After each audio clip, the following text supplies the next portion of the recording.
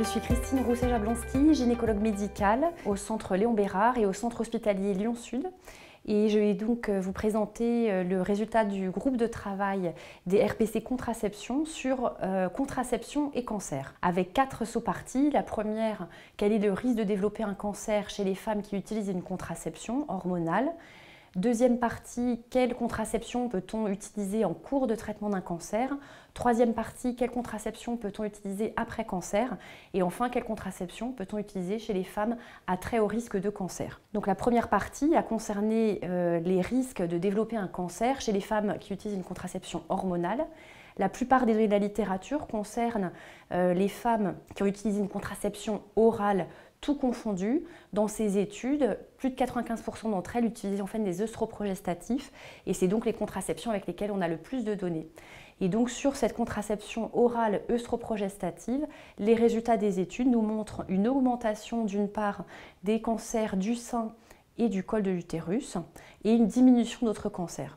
Donc concernant le risque de cancer du sein, il existe une augmentation du risque pendant la prise et chez les utilisatrices récentes, avec un risque relatif qui est entre 1,2 et 1,6 en fonction des études, avec un effet duré, c'est-à-dire une augmentation du risque plus importante, plus la durée d'utilisation est importante, et un arrêt de ce surrisque dans les années qui suivent l'arrêt de la contraception hormonale.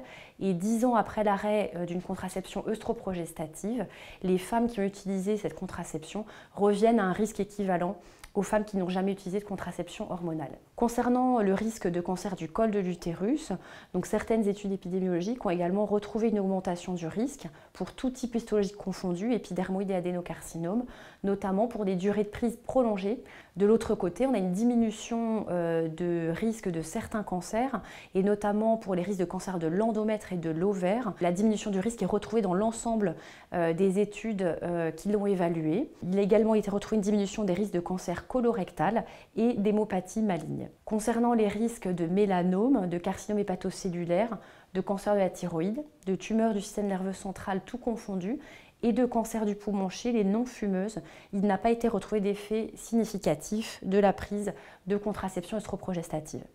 Et quand on s'intéresse à l'ensemble des cancers, tout type confondu, une grande étude de cohorte anglaise des médecins généralistes anglais avec un long suivi ne retrouve de façon globale pas d'augmentation des risques de cancer tout confondu, donc pas d'augmentation de l'incidence mais également pas d'augmentation de la mortalité par cancer. En ce qui concerne les autres types de contraception, on a beaucoup moins de données. Concernant les microprogestatifs, certaines études retrouvent une augmentation du risque qui semble en fait similaire à celle des œstroprogestatifs en risque relatif avec un niveau de preuve inférieur, plutôt niveau de preuve 2. Concernant le stérilet au lévonorgestrel, certaines études ont retrouvé une augmentation des risques de cancer du sein avec des données contradictoires, puisque les premières études ne retrouvaient pas de lien entre l'utilisation d'un stérilet au lévonorgestrel et le risque de cancer du sein, et des données plus récentes de croisement de registres et études de cohorte prospectives ont retrouvé une augmentation du risque. En revanche, toutes les études sont concordantes et retrouvent une diminution significative des risques de cancer de l'endomètre et de cancer de l'ovaire. Au total, ce qui a été retenu par le groupe de travail, c'est que ces risques de cancer font partie de l'information qui sont données à la patiente, mais que ces risques ne vont pas modifier la prescription d'une contraception puisque les bénéfices restent supérieurs aux risques. Ainsi, le choix contraceptif se fera toujours selon une balance bénéfice-risque individuelle. Et donc ça a été retenu sous forme d'accord professionnel, en prenant en compte l'augmentation du risque absolu qui augmente avec l'âge et en fonction de l'histoire individuelle et familiale de la patiente.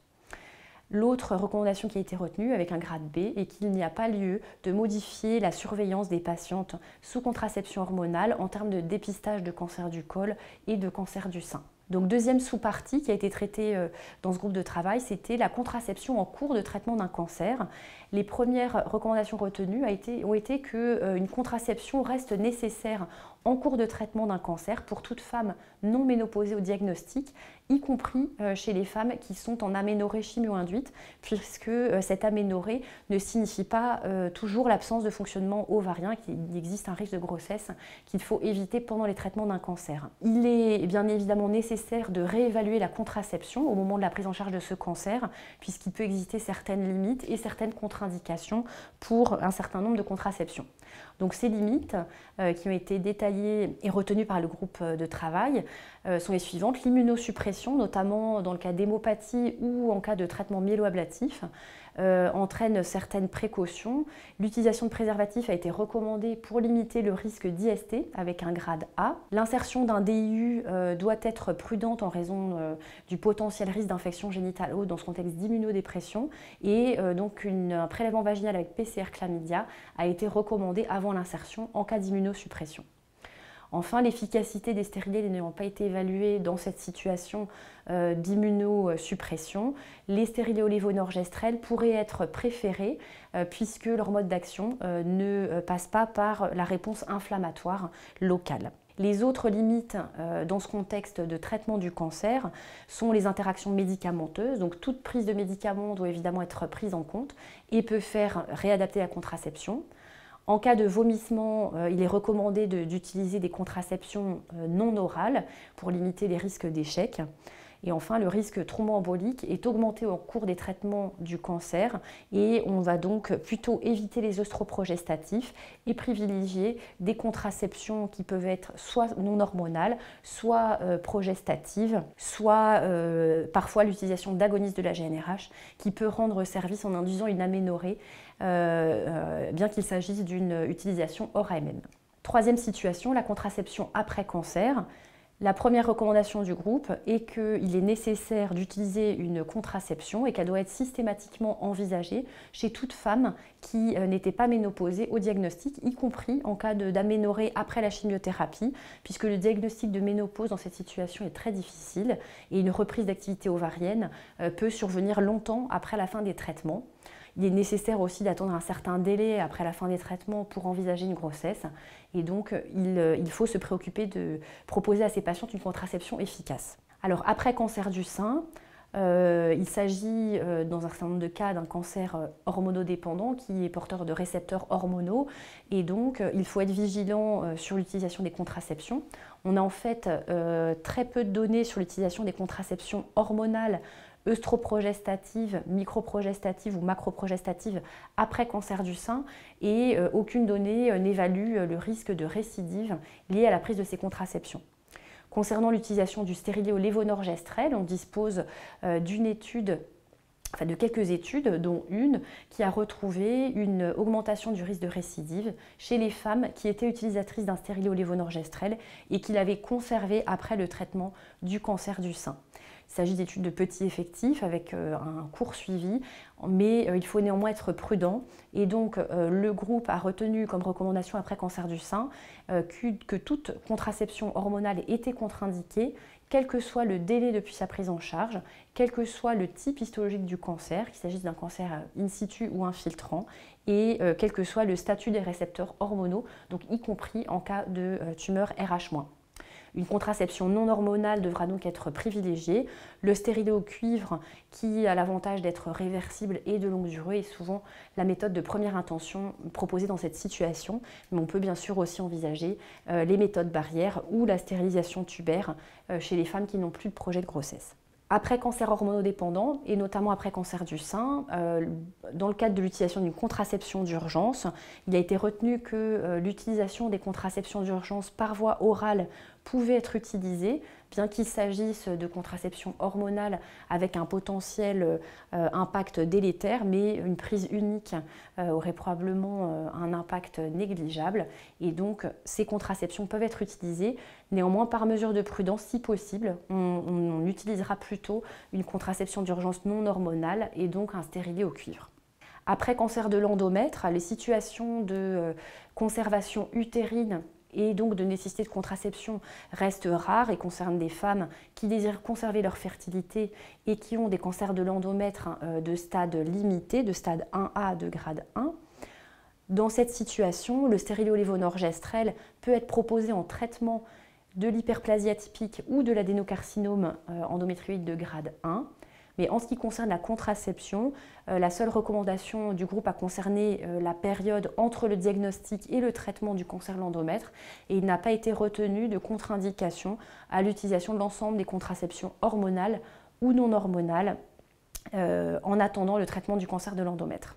En ce qui concerne les cancers de l'ovaire, le groupe n'a pas retravaillé sur cette question puisque des recommandations ont été établies récemment par le groupe des tumeurs, du réseau des tumeurs malignes rares gynécologiques associé au groupe Gynéco qui a donc publié les recommandations début 2018 en suivant une méthode de consensus d'experts par la méthode Delphi.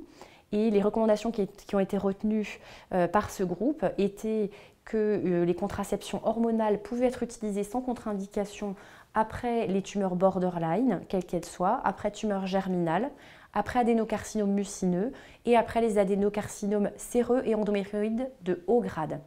En revanche, après les adénocarcinomes séreux et endométrioïdes de bas grade, toute contraception hormonale est déconseillée.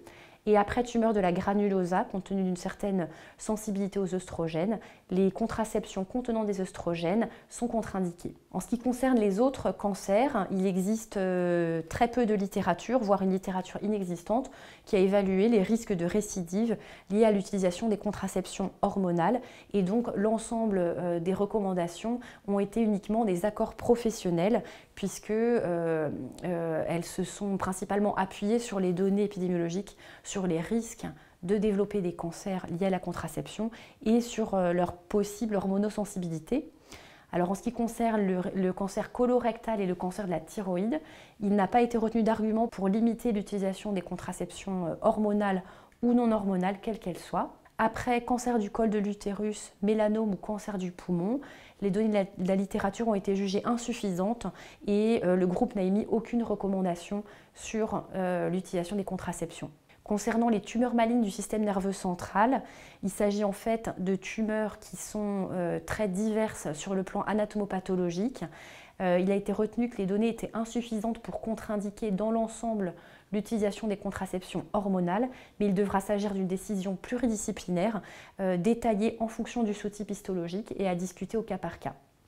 Concernant la contraception après hépatocarcinome, il a été retenu de privilégier plutôt des contraceptions non hormonales puisque les contraceptions hormonales pourraient avoir un impact sur la fonction hépatique.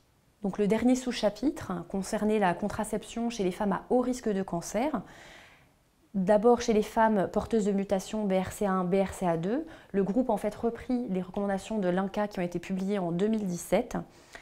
Donc les patientes porteuses de mutations BRCA1, BRCA2 sont à haut risque de cancer du sein et de l'ovaire, mais il existe des grandes méta-analyses qui ont retrouvé l'absence de façon globale d'augmentation du risque de cancer du sein lié à la contraception hormonale et en revanche une diminution du risque de cancer de l'ovaire de l'ordre de 50%, comme c'est le cas en population générale.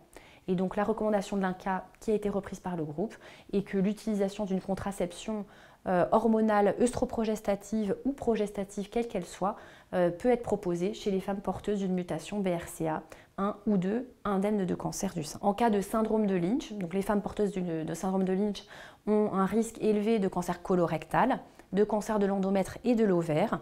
Il existe une étude de cohorte qui a retrouvé des données plutôt favorables chez les femmes qui ont utilisé une contraception hormonale et il a donc été retenu l'absence de contre-indication spécifique à l'utilisation des contraceptions hormonales ou non hormonales chez les femmes porteuses de syndrome de Lynch. Enfin, dernière situation, les femmes qui ont reçu une irradiation thoracique et qui ont une augmentation du risque de cancer du sein à distance de cette irradiation. Chez ces femmes-là, il n'y a eu aucune étude évaluant l'impact d'une contraception hormonale et le groupe a donc retenu qu'il n'y avait pas suffisamment de littérature pour émettre de recommandations concernant l'utilisation des contraceptions hormonales chez ces femmes. Je vous remercie de votre attention.